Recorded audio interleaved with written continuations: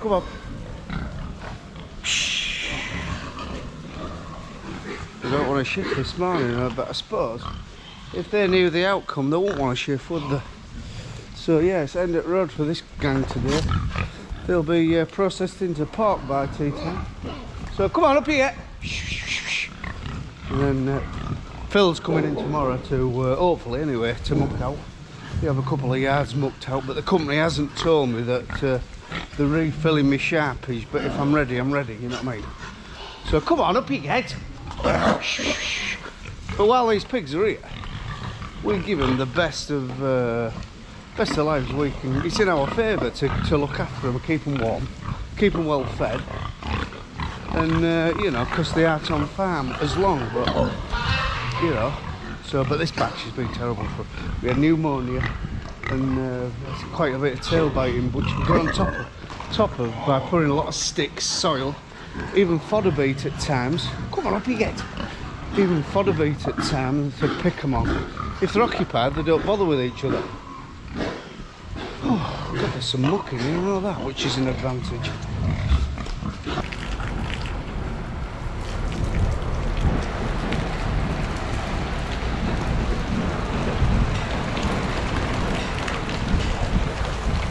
One man here, we're all late because bloody old main road shut up. There must have been an accident at night, so he's waiting for livestock lad, going backed up. Anyway.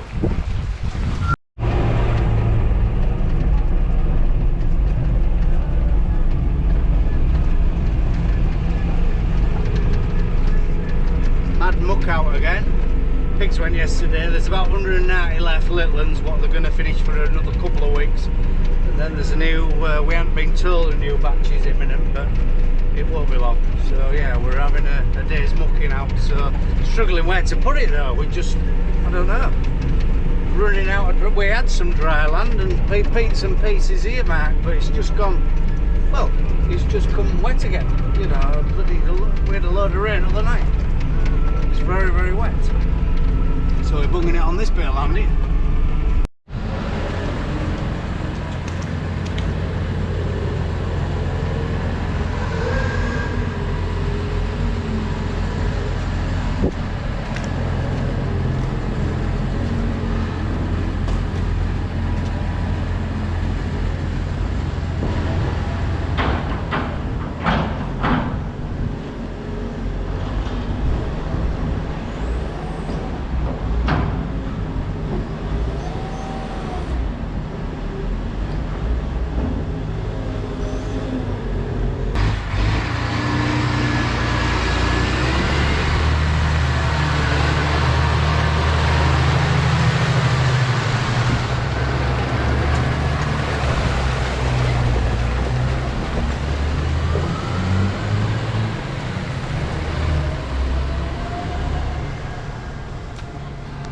Pulled out a job list, a bloody drain there, well, two drains to be honest.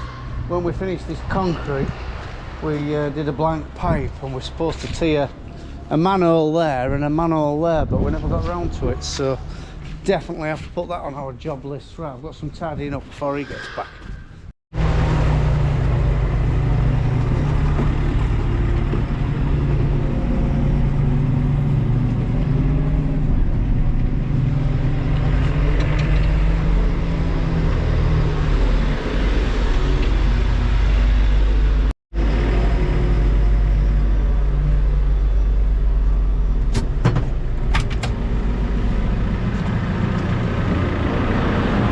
Bit of a rat update with usually when you move our trough that there's half a dozen under each, but we have noticed in our straw here they're starting to get rat runs bigger than that, so better run over my rat trap, so I'll have to build another one on this wall and sort of cat proof, so catch a few. But my dad's been poisoning religiously, so he's keeping on top of them.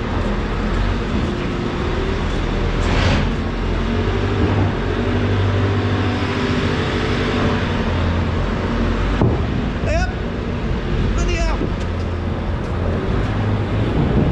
Hey up!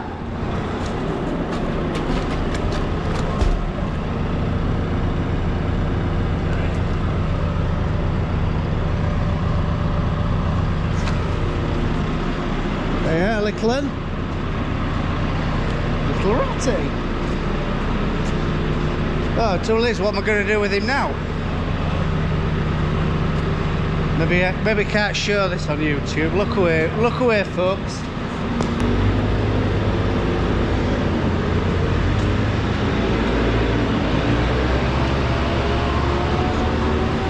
Humanely disposed of that young fella.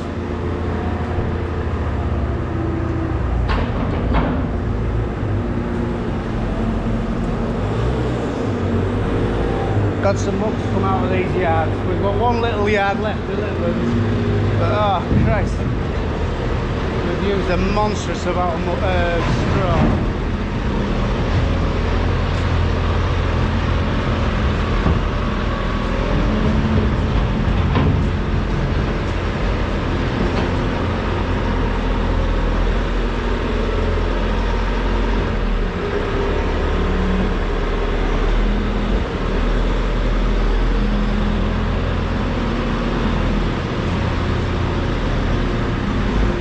Right, put these troughs back now.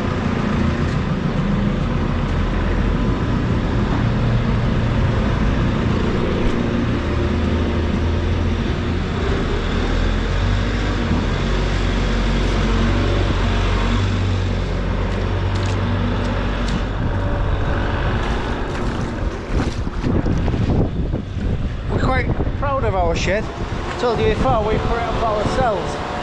And it's like three sheds with 300 pigs in each, and then there's two little corn stores, and then there's a barn at the end. I've lost count of how long it is, but it's quite big. If there's a nest of rats in one line, I'll see when I put it down.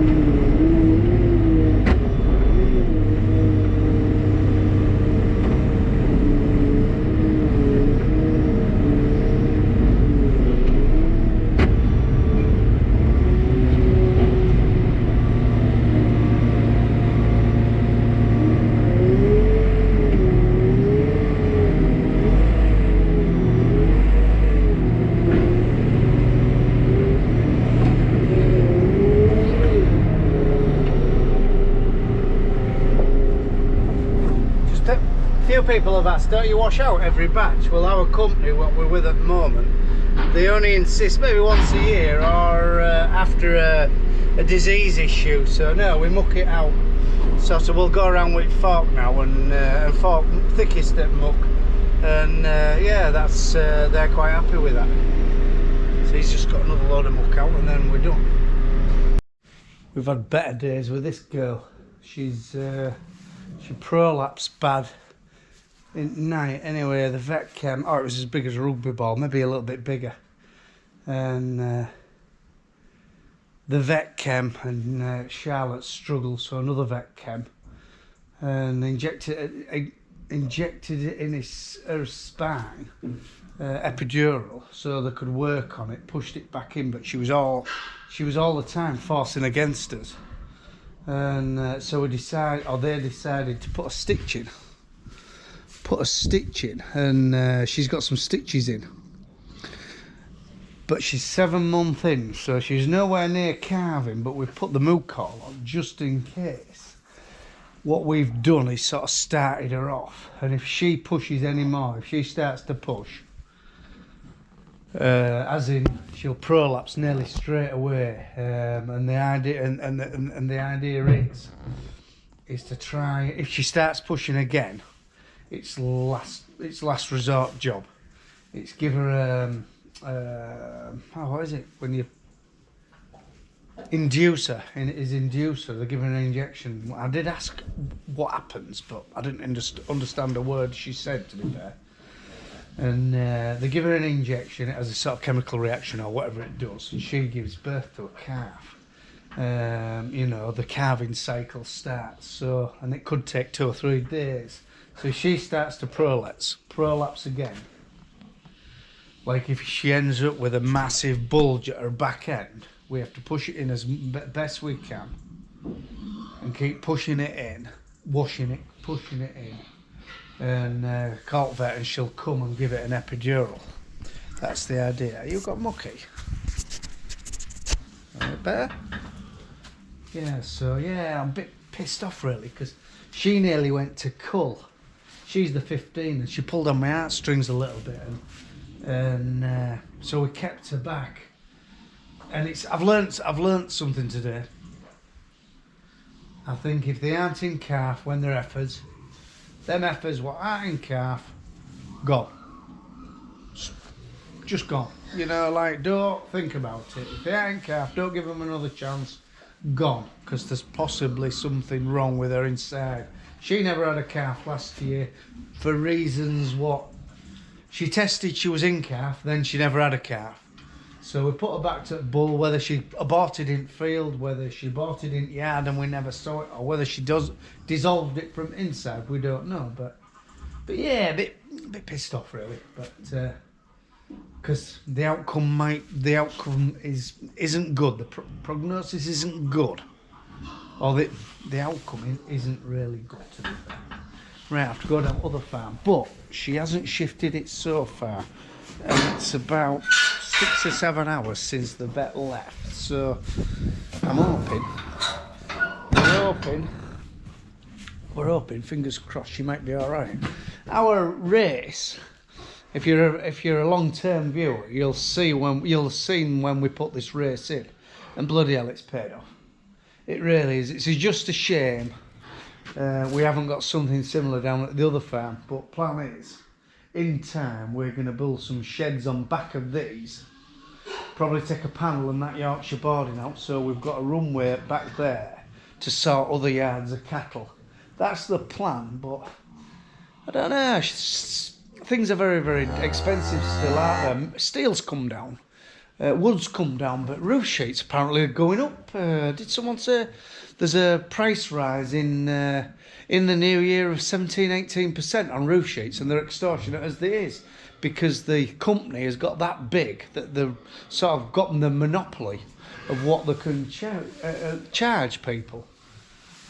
Which happened a lot in COVID, didn't it? You know, people jumped on the bandwagon, charged what they want. And it's sort of biting economy on the arse, I think. So it's one person's greed and everybody else suffers, sort of thing. So yeah, pleased with her. I'm pleased with her outcome at the moment. But watch this space.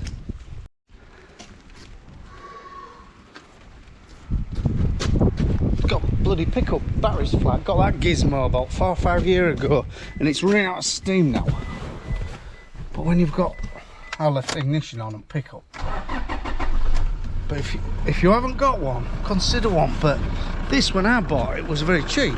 On about price hikes, this was very cheap. It was about, I'm sure, about 90 quid, and I can't find one on the internet now